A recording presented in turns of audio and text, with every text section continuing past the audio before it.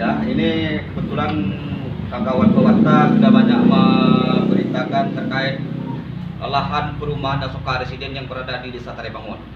Awalnya perumahan ini dibangun itu tuh menggunakan sertifikat nomor 149 atas nama Sylvia terbitan tahun 96. Di sertifikat itu tercatat di Jalan Bangun Karya. Tetapi yang diukur tahun 2023 itu di Jalan Taman Karya Ujung. Artinya kita beli sini tanah ini lah ini ada rodanya. Apakah mungkin bisa demikian yang dilakukan oleh pihak BPN, Pak? Objek tanah tertulis di BPN itu di Jalan Bangun Karya, Kota Pekanbaru. Ternyata yang diukur di Jalan Taman Karya Ujung, Desa Tarebangun. Pertanyaan saya gini, apakah mungkin lahan atau tanah ada rodanya? Terima kasih Bapak, teman-teman, abang-abang pers semua mengenai yang disampaikan tadi. Seperti yang sebelumnya kami jelaskan, betapa banyaknya polemik yang terjadi di wilayah pemerintahan Desa Tarebangun. Ada temuan di salah satu perumahan yang fakta yuridisnya berbeda dengan fakta di lapangan. Nah, kita melihat produknya dulu. Kalau produknya sertifikat hak milik SHM, maka yang punya kewenangan adalah Badan Pertanahan Nasional BPN Kabupaten Kampar. Di BPN sendiri bukan kali pertama ada tindak pidana, ada dugaan kasus-kasus penyelewengan permainan oleh oknum-oknum. Ini sudah sangat banyak. Maka dari itu perlu ketegasan dari pimpinannya, dari Kakanta, Kakanwil, untuk menelusuri produk hukum yang tadi Bapak sampaikan berbeda fakta yuridis dengan fakta lapangan. Siapa yang mengerjakan? Iya, oknum BPN itu sendiri. Siapa yang mengetahui? Pasti kepala desa yang bersangkutan. Kepala desa yang punya kepentingan dalam pelaksanaan pembangunan di perumahan tersebut. Artinya gini Pak Larsen, ini acuan untuk mengukur lahan yang ada sertifikat lama tadi itu tentu ada warkah. Di warkah tadi kan dijelaskan letak objek tanah lahannya. Di situ dijelaskan objeknya terletak di Jalan Bangun Karya. Akan tetapi yang diukur lokasinya di Jalan Taman Karya Ujung. Pertanyaannya begini, apakah mereka tidak mengacu kepada warkah yang sudah terbit untuk melakukan pengukuran? Itu yang kita ingin tahu.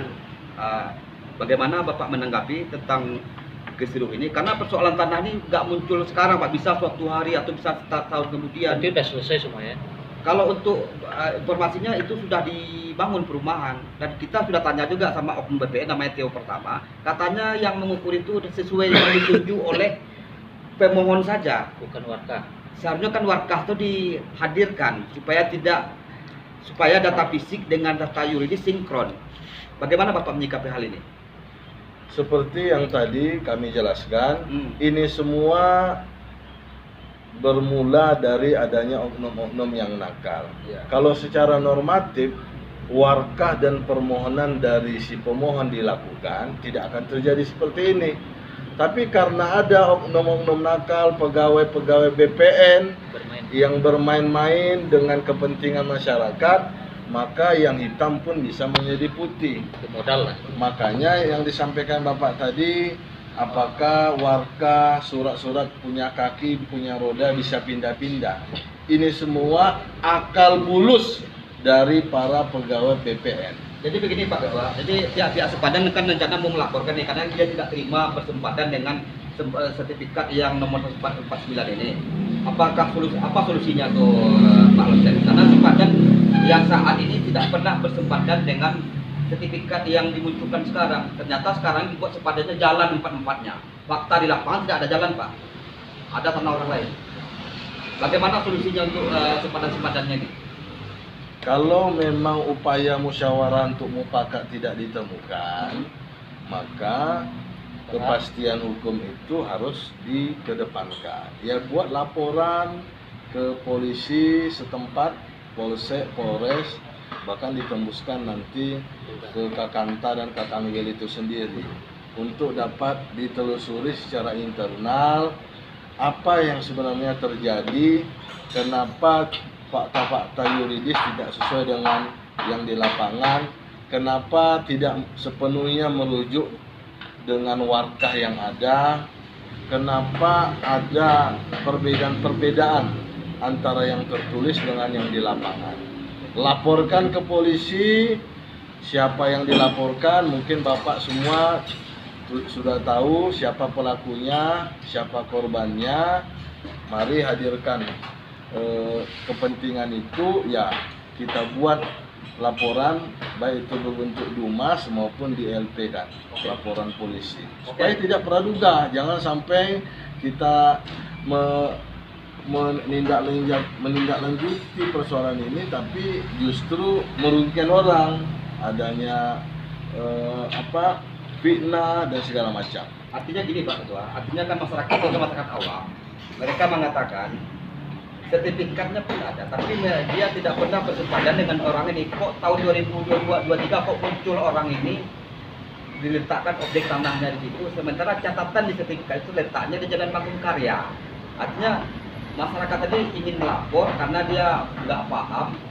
Kedua, bisa nggak membantu masyarakat yang hendak melaporkan tadi? Karena masalah tanah ini bukannya dirugikan sepadan saja, nanti bisa jadi tak si pembeli perumahan ini bisa jadi korban suatu saat, tak muncul nanti pemilik yang sesungguhnya.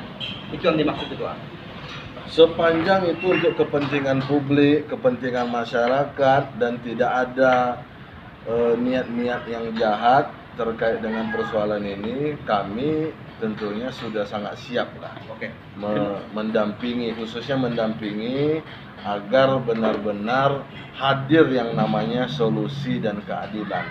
Lagi ada indikasi penyelewengan jabatan. Oke, terima kasih Ketua. Terima kasih. Ya, terima kasih.